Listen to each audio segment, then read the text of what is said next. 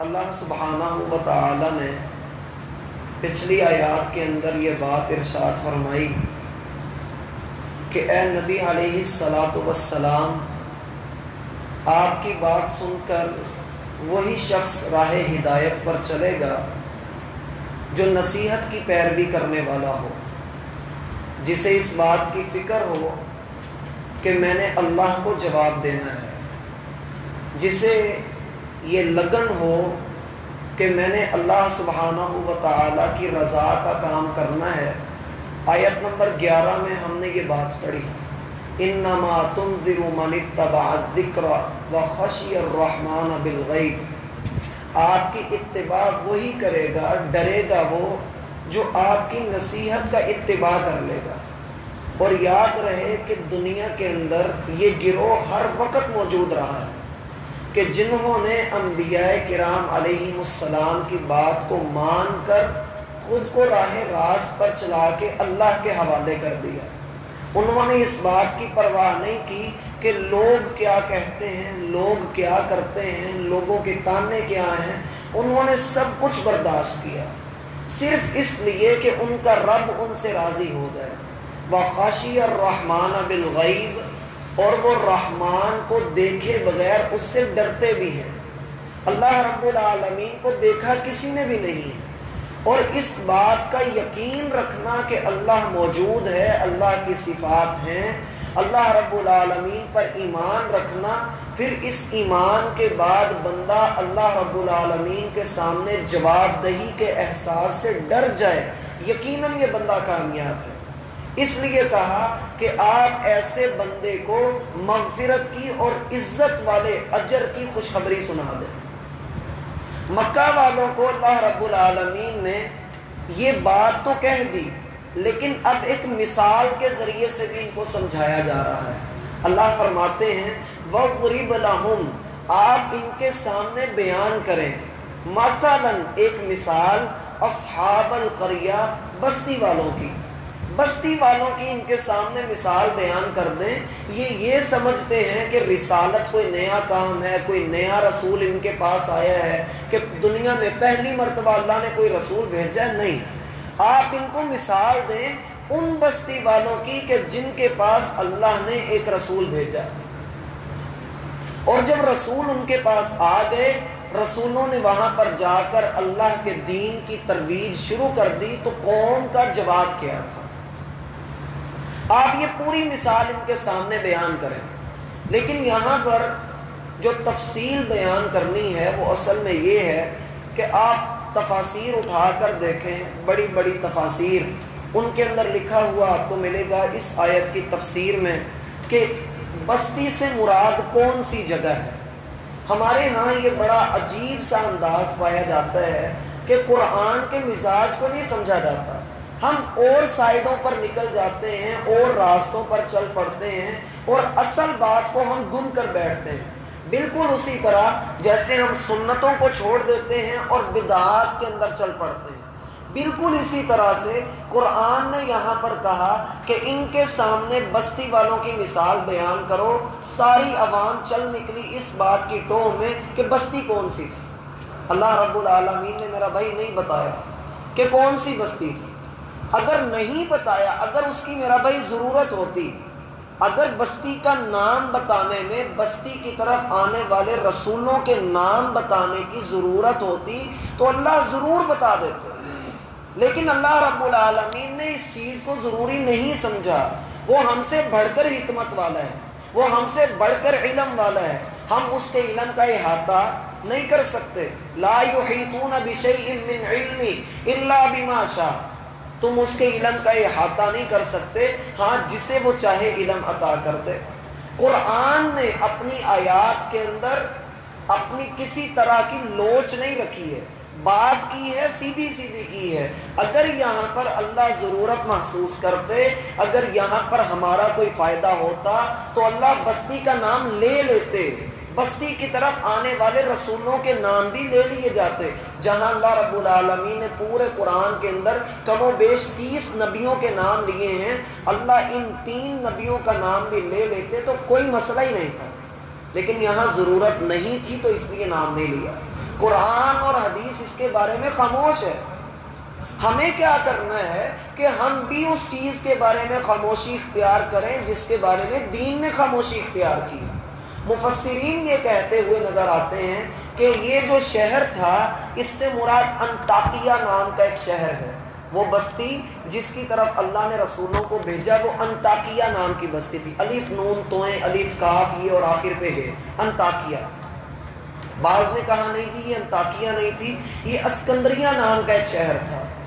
اور پھر اس میں جب اختلاف آیا تو آگے اللہ فرماتے ہیں اذ جاء المرسلون، جب ان بستی والوں کے پاس رسول آئے، جب اللہ کے بھیجے ہوئے پیغمبر آئے تو ہماری عوام پھر ان نبیوں کا نام ڈھونڈنے کے لیے نکل پڑتے ہیں۔ یہاں یہ بات بھی آپ کے سامنے رکھ دوں، آپ سب نے سنا بھی ہوگا پڑھا بھی ہوگا کہ دنیا میں 1,24,000 پیغمبر آئے، بعض یہ بھی کہتے ہیں 1,44,000 پیغمبر آئے۔ یہ جو باتیں بیان کی جاتی ہیں اور اس کے بارے میں ایک روایت بھی آتی ہے، یاد رہے نہ تو وہ روایت ثابت ہے، نہ نبیوں کی یہ تعداد اللہ کے رسول سے ثابت ہے، نہ قرآن نے بتائی۔ سارے رسولوں پر سارے نبیوں پر ہمارا ایمان ہے، خواہ ہمیں ان کے نام معلوم ہوں یا نہ ہوں۔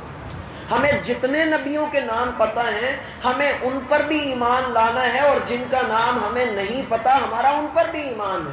ہمارے رب نے کہا کہ ہم نے ہر بستی کے اندر ایک رسول بھیجا ہے، ہم نے اللہ کی بات پر ہاتھ ڈالے، مان لیا، تسلیم کر لیا، اسی کو ایمان کہا جاتا ہے۔ اللہ نے کہہ دیا مان لیا، سمعنا و اطعنا، آمنا و صدقنا، ہم نے اللہ کی بات پر ایمان بھی لانا ہے اور اس کی تصدیق بھی کرنی ہے۔ اللہ رب العالمین محمد صلی اللہ علیہ وسلم کو مخاطب کر کے ارشاد فرماتے ہیں وَرُسُلًا قَدْ قَصَصْنَاهُمْ عَلَيْكَ مِن قَبْلُ وَرُسُلًا لَمْ نَقْصُصْهُمْ عَلَيْكَ۔ اے محمد صلی اللہ علیہ وسلم کتنے نبی ایسے آئے جن کا نام جن کا ذکر ہم نے آپ کو سنایا۔ مثلا قرآن میں اللہ رب العالمین نے ابراہیم کا ذکر کیا ہے، زکریا کا ذکر ہے، یحییٰ کا، عیسیٰ کا، موسیٰ، ہارون، سلیمان، یوسف، یونس، ہارون، یعقوب، ایوب، کتنے انبیاء ہیں اللہ رب العالمین نے سب کے نام لیے ہیں۔ آپ ڈھونڈنا چاہتے ہیں آپ سورہ مریم کا مطالعہ کریں، اس میں آپ کو انبیاء کے نام ملیں گے۔ سورۃ الانبیاء پڑھیں، اس میں آپ کو انبیاء کے نام ملیں گے۔ سورۃ الانعام کا مطالعہ کریں، اس میں انبیاء کے نام موجود ہیں۔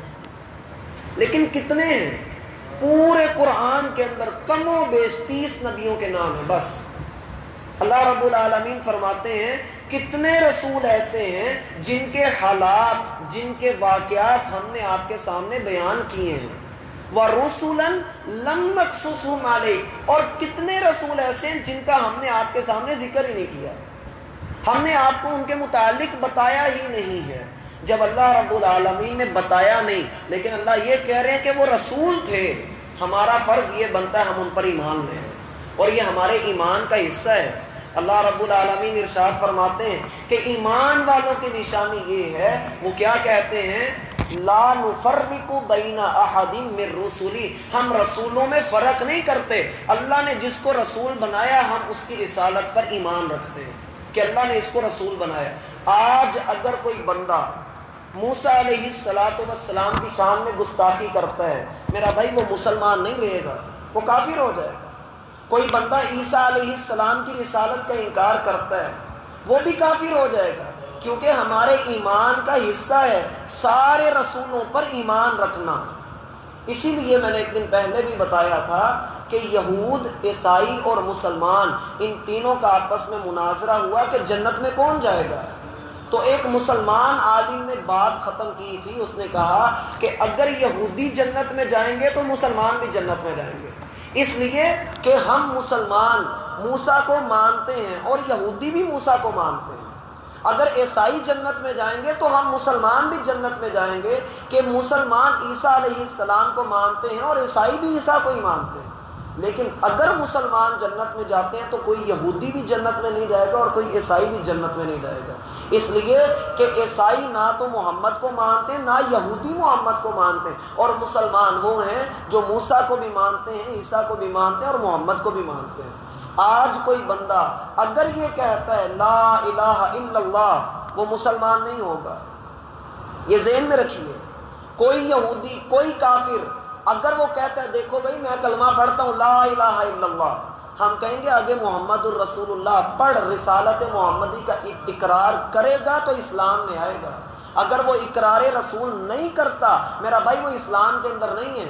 یہ اچھے طریقے سے بات ذہن میں رکھیے۔ کتنے لوگ یہاں دھوکہ کھا جاتے ہیں، ہمارے ملازم ہے، ہمارا دوست ہے، ہمارا یہ ہے، وہ بھی کلمہ پڑھتا ہے، وہ کہتا ہے کہ اللہ ایک ہے۔ صرف اللہ کو ایک ماننا کافی نہیں، اللہ رب العالمین کے ساتھ محمد الرسول اللہ کی رسالت پہ اقرار ہوگا تو آپ مسلمان ہیں، وگرنہ مسلمان نہیں۔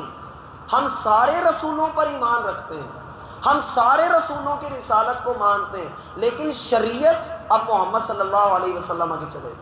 بعض لوگ اس پر پھر اعتراض کر دیتے جی اللہ نے دین پھر بدلا کیوں، اللہ نے پہلے نبی کیوں بھیجے؟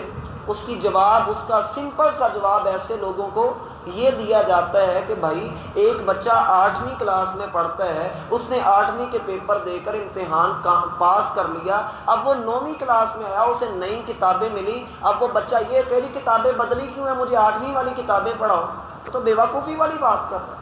بھائی تیرا کورس بدل گیا، تیرے حالات بدل گئے، دنیا کو اللہ رب العالمین جانتا ہے کہ دنیا کو کس چیز کی ضرورت ہے۔ اللہ نے محمد صلی اللہ علیہ وسلم کو بہترین عالمگیر نصاب دے کر بھیجا کہ اس کے بعد اب کوئی نبی نہیں آئے گا جس نے ہدایت حاصل کرنی ہے وہ اس طریقے پہ چل کے ہدایت حاصل کرے۔ اور یہ بھی ذہن میں رہے جتنے انبیاء پہلے آئے وہ سب اس بات کے پابند تھے کہ ان کی زندگی میں کوئی رسول اور آ گیا اور اس رسول کو اس رسول کی مدد کی ضرورت پڑی تو دونوں ایک دوسرے کی مدد کریں گے، اللہ نے پابند کیا تھا۔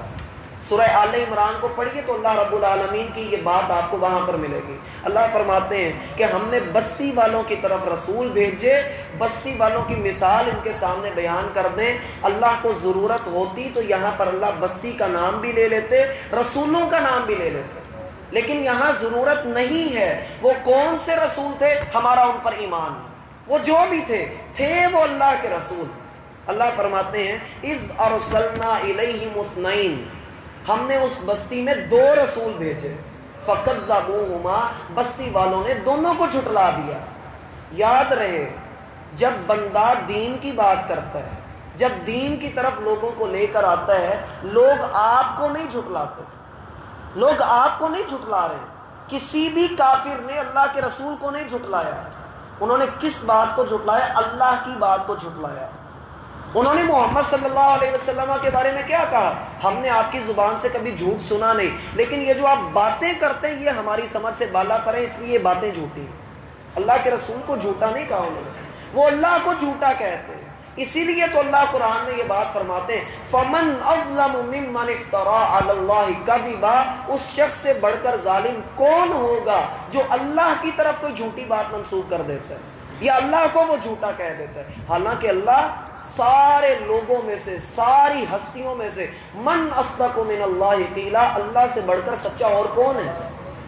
اس لیے یہ بات ذہن میں رکھیے، اللہ رب العالمین جب رسولوں کو بھیجتے ہیں یا ہمارے پاس دین کی کوئی بات آتی ہے، ہم اس کہنے والے کو کچھ نہیں کہہ رہے ہوتے، ہم اس دین کے اوپر اعتراض کر رہے ہوتے ہیں۔ اس لیے تو کہا جاتا ہے کہ مولوی نشانہ ہے اور اسلام بہانہ ہے، اسلام نشانہ اور مولوی بہانہ ہے۔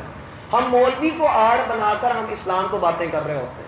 اس لیے اللہ فرماتے ہیں فَكَذَّبُوهُمَا، انہوں نے دونوں رسولوں کو جھٹلا دیا، فَعَزَّزْنَا بِثَالِث، تو ہم نے ان کی تقویت کے لیے، ان 2 رسولوں کی مدد کے لیے ایک تیسرا رسول بھی بھیجا۔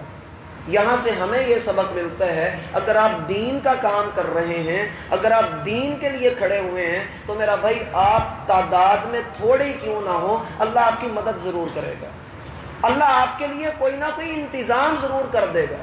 اور اس کی مثال ہم انشاءاللہ 24ویں پارے میں پڑھیں گے کہ جب موسیٰ علیہ السلام کو قتل کرنے کا ارادہ کیا فرعون نے، تو فرعون کا اپنا وزیر بول اٹھا اتقتلون رجلا ان یقول ربی اللہ، فرعون تم اس بندے کو قتل کرنے کا ارادہ کر رہے ہو جو ایک اللہ پر ایمان رکھنے والا ہے۔ اللہ پھر آپ کی مدد کرتا ہے وہاں سے جہاں سے آپ کا گمان بھی نہیں ہوتا۔ اللہ فرماتے ہیں فَعَزَّزْنَا بِثَالِث، ہم نے وہ تیسرا رسول پھر وہاں پر بھیجا، اور ان تینوں رسولوں کی ایک ہی بات تھی اِنَّا إِلَيْكُمْ مُرْسَلُونَ، ہم تمہاری طرف بھیجے گئے۔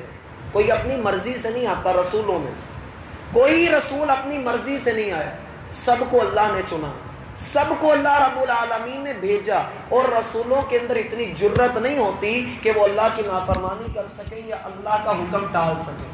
یہ رسول ہوتے ہیں، ان کا درجہ ہی الگ ہے، اور ان کی اسی بات کو دیکھتے ہوئے ہمیں لازم قرار دیا گیا ہے کہ آپ ان کی رسالت پر ایمان لائیے۔ اب یہ رسول کون تھے میں پھر بتا دوں، اللہ رب العالمین نے ان کا نام نہیں لیا، ضرورت ہوتی تو اللہ نام لے لیتے، ہمارے سامنے ذکر کر دیتے، بڑے بڑے نام ہیں، کوئی کہتا ہے شمعون تھے، کوئی کہتا ہے یوحنا تھے، کوئی کہتا ہے بولس نام تھا، کوئی کچھ نام لیتا ہے، کوئی کچھ نام لیتا ہے۔ میرا بھائی ساری روایات، تاریخی روایات، ساری بنی اسرائیل کی روایات، ہم کسی پر بھی یقین نہیں کر سکتے، نہ ہم یہ کہتے ہیں کہ وہ جھوٹی باتیں، نہ ہم یہ کہتے ہیں کہ وہ سچی باتیں، ہم خاموشی اختیار کرتے ہیں۔ جب اللہ نے خاموشی اختیار کیا تو ہمارا